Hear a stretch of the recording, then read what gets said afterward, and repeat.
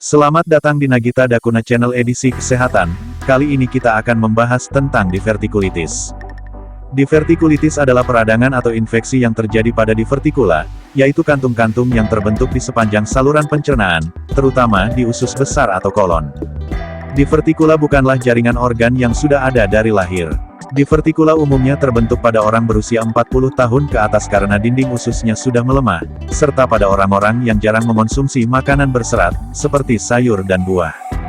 Kondisi terbentuknya divertikula di dinding usus besar disebut dengan divertikulosis.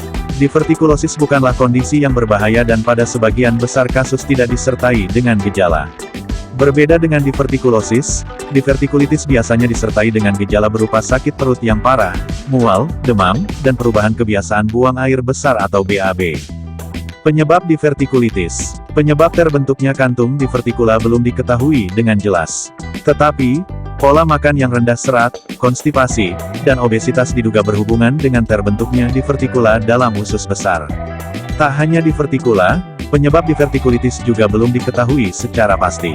Namun, kondisi ini diduga terjadi akibat feses atau makanan yang tidak tercerna dengan baik terjebak di dalam divertikula dan menyumbat divertikula tersebut. Penyumbatan membuat divertikula membengkak serta menyebabkan robekan-robekan kecil pada dinding usus besar yang memungkinkan bakteri dari usus besar masuk ke divertikula. Hal itulah yang kemudian diduga menjadi penyebab peradangan atau infeksi pada divertikula. Terlepas dari itu, ada beberapa faktor yang dapat meningkatkan risiko seseorang menderita divertikulitis, yaitu usia. Risiko terkena divertikulitis akan semakin tinggi seiring pertambahan usia. Faktor genetik. Genetik dipercaya berhubungan dengan terjadinya divertikulitis, dibuktikan dengan divertikulitis yang dialami orang Asia lebih dominan terjadi di sisi kanan, sedangkan divertikulitis yang dialami oleh orang Amerika Serikat lebih sering terjadi di sisi kiri perut. Penggunaan obat-obatan tertentu. Penggunaan aspirin dan obat antiinflamasi nonsteroid secara rutin dapat meningkatkan risiko divertikulitis. Obesitas. Dibandingkan dengan orang yang memiliki berat badan ideal, risiko divertikulitis lebih tinggi pada orang dengan berat badan berlebih. Diet rendah serat. Selain meningkatkan risiko terbentuknya divertikula, terlalu sedikit mengonsumsi makanan berserat juga berisiko menimbulkan peradangan pada divertikula yang terbentuk. Merokok. Merokok dapat meningkatkan risiko dan komplikasi divertikulitis. Kurang olahraga. Jarang berolahraga juga dapat meningkatkan risiko seseorang menderita divertikulitis. Gejala divertikulitis. Usus besar atau kolon merupakan organ berbentuk tabung berukuran sekitar 1,8 meter yang berfungsi menyerap cairan dan memproses limbah makanan hasil pencernaan di usus kecil. Saat divertikula terbentuk di dinding usus besar, umumnya penderita tidak mengalami gejala apapun. Hanya di kasus tertentu, kondisi ini dapat menimbulkan gejala berupa nyeri pada perut, yang bertambah parah sesaat setelah makan atau ketika bergerak, sembelit, diare, atau keduanya, perut kembung atau perut terasa dipenuhi gas, tinja mengandung darah. Jika divertikula sudah mengalami peradangan atau infeksi, penderita dapat mengalami gejala divertikulitis, seperti demam, nyeri perut yang semakin parah dan berkelanjutan, mual dan muntah, tinja mengandung darah dan lendir, perdarahan pada dubur. Gejala-gejala tersebut dapat timbul secara tiba-tiba atau bertahap dalam beberapa hari. Kapan harus ke dokter? Segera lakukan pemeriksaan ke dokter jika Anda mengalami gejala divertikulosis atau divertikulitis. Gejala kedua kondisi tersebut dapat menyerupai gejala dari kondisi lain yang lebih serius. Oleh karena itu, disarankan untuk segera melakukan pemeriksaan sedini mungkin guna memastikan diagnosis. Diagnosis divertikulitis. Langkah awal yang dilakukan dokter untuk mendiagnosis divertikulitis adalah memeriksa riwayat kesehatan, gejala yang dialami, serta obat-obatan yang sedang dikonsumsi.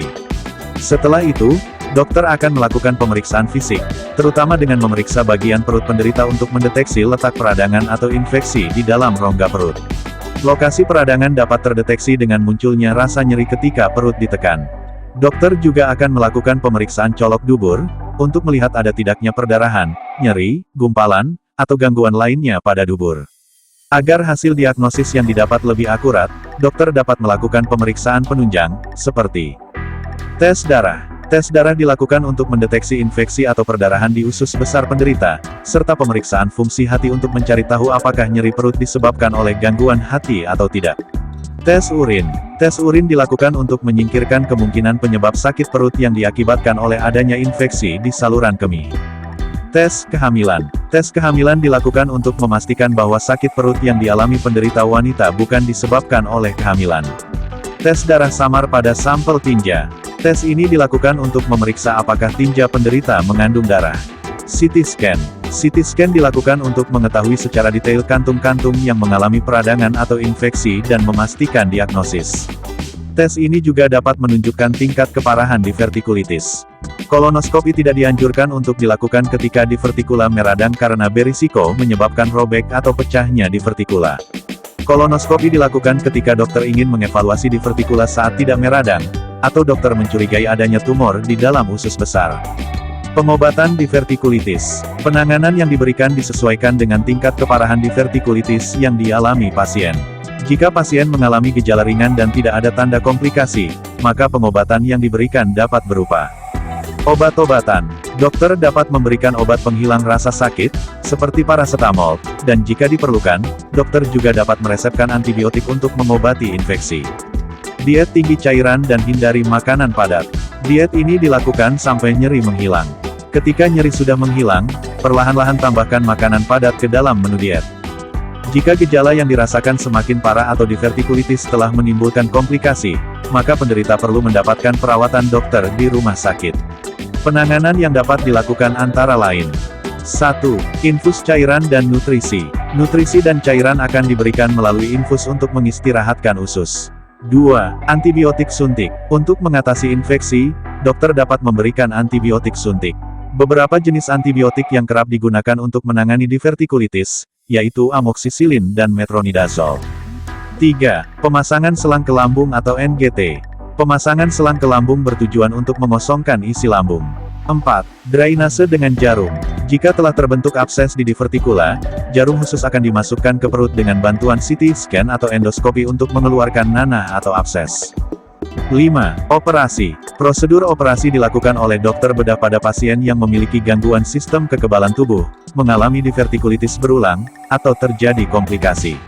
Ada dua jenis prosedur pembedahan untuk menangani divertikulitis, yaitu reseksi usus dan anastomosis. Prosedur operasi yang dilakukan dengan membuang bagian usus yang meradang dan menyambungkan kembali dengan bagian usus yang sehat atau anastomosis. Reseksi usus dengan kolostomi. Jika area peradangan cukup luas, usus besar dan rektum akan sulit untuk disambungkan, maka dokter akan melakukan prosedur kolostomi. Setelah membuang usus yang mengalami peradangan, sebuah lubang akan dibuat di dinding perut untuk mengeluarkan feses sementara, sehingga orang tersebut tidak buang air besar melalui anus. Komplikasi divertikulitis. Divertikulitis dapat menyebabkan komplikasi serius bahkan berpotensi mengancam nyawa. Beberapa jenis komplikasi yang mungkin muncul, meliputi abses, yaitu ketika terbentuk kumpulan nanah di divertikula; fistula, yaitu ketika terbentuk saluran tidak normal antara usus besar dengan kandung kemih, vagina, atau usus kecil; obstruksi usus, yaitu penyempitan yang terjadi pada usus besar; perforasi dan peritonitis, yaitu kondisi peradangan atau infeksi di dalam rongga perut atau peritonitis; perdarahan pada dubur berkelanjutan akibat adanya pembuluh darah kecil yang pecah di dekat divertikula. Pencegahan divertikulitis yaitu konsumsi makanan tinggi serat. Makanan tinggi serat bermanfaat untuk memperlunak limbah makanan dari usus kecil sehingga kolon tidak perlu bekerja keras untuk memprosesnya. Beberapa jenis makanan tinggi serat, meliputi gandum, oatmeal, sayuran, dan buah-buahan. Perbanyak minum air. Serat bekerja dengan cara menyerap air. Jika konsumsi cairan untuk mengganti apa yang sudah terserap tubuh tidak cukup, maka dapat terjadi konstipasi. Lakukan olahraga secara rutin. Olahraga dapat membantu menjaga fungsi usus dan mengurangi tekanan di dalam usus besar. Berolahragalah secara rutin sedikitnya 30 menit setiap harinya. Jangan merokok. Merokok dapat meningkatkan risiko terjadinya divertikulitis dan beragam gangguan kesehatan lain. Salam sehat, sampai jumpa di video selanjutnya. Terima kasih.